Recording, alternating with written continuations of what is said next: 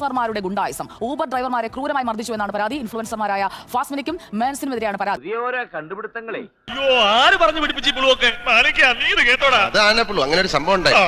കോഴിക്കോട് സ്വദേശിയായ യുവാവിനെ തട്ടിക്കൊണ്ടുപോയി വിവസ്ത്രനാക്കി മർദ്ദിച്ച് ദൃശ്യങ്ങൾ പകർത്തി.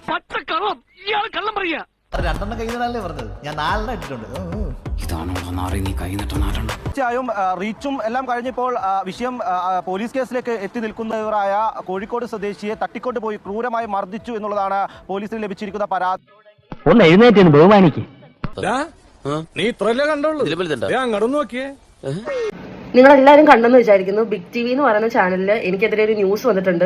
ജോണേ, ഈ ചതി എന്റെ അടുത്ത് വേണ്ടായിരുന്നു. ഞാൻ കമ്പിപ്പാര വെച്ച് നഗ്നമായിട്ട് നിർത്തി ഊബർ ഡ്രൈവറിനെ തല്ലിന്ന് വേണ്ട. അപ്പൊ ഇത് പുതിയതായിട്ട് തുടങ്ങിയ ഒരു ചാനലാണ്. അല്ല, ബിഗ് ടി വി ആണ്. വലിയ ടി വി എന്നൊക്കെ പേരിട്ടിട്ട് നിങ്ങൾ വലിയ അപരാധമാണ് കേട്ടോ ഈ കാണിച്ചു കൂട്ടിക്കൊണ്ടിരിക്കുന്നത്.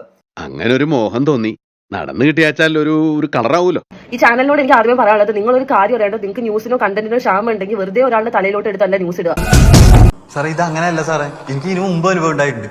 എവിടെ എന്ത് പ്രശ്നം നടന്നു കഴിഞ്ഞാലും ആദ്യം ആൾക്കാർ മെക്കിട്ട് കയറുന്ന എന്റെ ആയിരിക്കും. കാര്യം അന്വേഷിക്കുക, അന്വേഷിച്ചിട്ട് മാത്രമാണ് ന്യൂസ് ഇടേണ്ടത്. അങ്ങനെയാണ് ചെയ്യേണ്ടത്. എന്നെ ആപ്പിലാക്കാതെ അനന്തന് എത്രയും പെട്ടെന്ന് ഒന്ന് സ്ഥലം പെടണം. പണ്ട് ആരെങ്കിലും വന്ന് പൈസ തന്നിട്ടോ അല്ലെങ്കിൽ എന്തെങ്കിലും ചെയ്തിട്ടോ വെറുതെ ഒരു ആളെ അപമാനിക്കാൻ നിൽക്കരുത്. അതാണ് ലോകം. നമ്മൾ മനസ്സിൽ പോലും കരുതാത്ത ചില ശവങ്ങളായിരിക്കും ചിലപ്പോ നമ്മുടെ ശത്രുക്കൾ. എന്റെ ഫേസ് വെച്ചിട്ടാണ് നിങ്ങൾ ചെയ്തിട്ടുള്ളത്. അപ്പൊ നിങ്ങൾ ഇതിന് സത്യാവസ്ഥ തെളിയിക്കണം. പ്രമാണിയായി പോയില്ലേ? കാരണം ഞാൻ നഗ്നമായിട്ട് നിർത്തിയത് നിങ്ങൾ ഇതിൽ പറയുന്നുണ്ട്. അപ്പൊ ഞാൻ അങ്ങനെ ചെയ്തതിന്റെ എന്തെങ്കിലും ഒരു പ്രൂഫ് നിങ്ങൾ കൊണ്ടുവന്നില്ലെങ്കിൽ അത് നല്ല രീതിയിൽ പ്രശ്നമാവും. ഞാൻ എന്തായാലും ഇത് കേസിന്റെ രീതിയിൽ മൂവ് ചെയ്യും. ഈ ചാനലിനെതിരെ, ഈ ബിഗ് ടി വി എന്ന് പറഞ്ഞ ചാനലിനെതിരെ ഞാൻ എന്തായാലും മൂവ് ചെയ്യാൻ തീരുമാനിച്ചിട്ടുണ്ട്. ആലുവ സ്റ്റേഷനിൽ വിളിച്ചിട്ട് ഇങ്ങനെ ഒരു പരാതി പോലും അവിടെ പോയിട്ടില്ല. ഏത് ഗുളിയം കയറിയ സമയത്താണോ ഞാൻ ഈ സിനിമ എടുത്ത് തലേ വെച്ചത്? എന്ത് അടിസ്ഥാനത്തിലാണ് നിങ്ങൾ ഇത്ര ചീപ്പ് പബ്ലിസിറ്റിക്ക് വേണ്ടി ഇങ്ങനെ ഇരുന്ന് ഡ്രാമ കളിച്ച് ന്യൂസ് ഇറക്കുന്നത്? നിനക്ക് എപ്പിസോഡ് ഉണ്ടാക്കണം, പ്രാങ്ക് ചെയ്ത് കളിക്കാനുള്ളവരല്ലാട്ടാ ഞങ്ങള്. നിന്റെ കാര്യത്തിൽ തീരുമാനം ഇതിപ്പോ നല്ല കോമഡിയാ. നമ്മുടെ ഇവർ ഈ ഇനാഗുറേഷൻ ടൈമില്, ഈ ബിഗ് ടി വിയുടെ ഇനാഗുറേഷൻ ടൈമിൽ സുജയ പാർവതി ഒരു കാര്യമൊക്കെ വലിയ ഡയലോഗ് അടിച്ചിട്ടുണ്ടായിരുന്നു. എന്റെ പെർഫോമൻസ് മാസും ക്ലാസ്സും ആയിരിക്കും. ഞങ്ങളുടെ അനിൽ അയിരൂർ എന്ന് പറയുന്ന വ്യക്തി എന്ന് വെച്ചാൽ രാജമൗലിയാണ്. ഞങ്ങളുടെ സ്വന്തം രാജമൗലിയുടെ സ്ക്രിപ്റ്റിൽ ഉണ്ടായിരിക്കുന്ന സാധനമാണ് ഇതെന്നുള്ളത് എനിക്ക് മനസ്സിലാവണില്ല. ഈ ബംഗ്ലാവിന്റെ ചരിത്രത്തിൽ ആദ്യമായിട്ടാണ് ഇങ്ങനെ ഒരു സംഭവം നടക്കുന്നത്.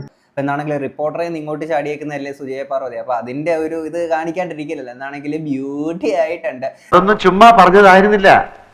ഇങ്ങനെ ഒരു കേസ് ഇടുത്തി പോലെ തലേ വന്ന് വീഴുന്ന ആരെങ്കിലും വിചാരിച്ചോ?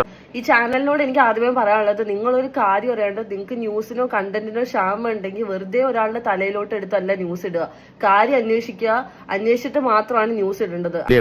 ഡിസൈനർമാര് എന്റെ കാര്യം ആലോചിച്ചിട്ട് ചിരിയും വരുന്നുണ്ട്, കരച്ചിലും വരുന്നുണ്ട്. പോയോർത്തോളം മതിയായി. തടി ബാക്കിയായത് തന്നെ റബ്ബിന്റെ കാവല്.